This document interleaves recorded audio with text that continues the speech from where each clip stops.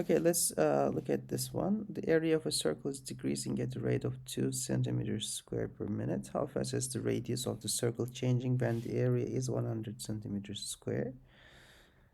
Okay, so what is the area? Area of a circle is pi times the square of its radius.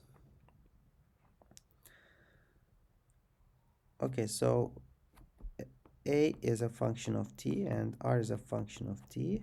And if we take the derivative with respect to t, we get pi times 2r times dr over dt.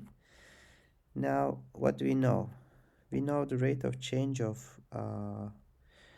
a, right? It is decreasing, so this will be minus 2 pi times how fast is the radius of the circle changing when the area is 100 centimeter cube square. So 100 means pi times r square, and from this we get a formula for r, which is 100 over pi, square root of 100 over pi.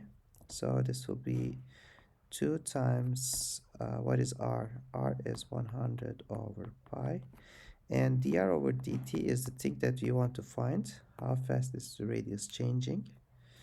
Okay, so from this we can find dr over dt. These two cancel each other, and we get dr over dt. So this will be what? Minus 1 over square root of 100 pi, right?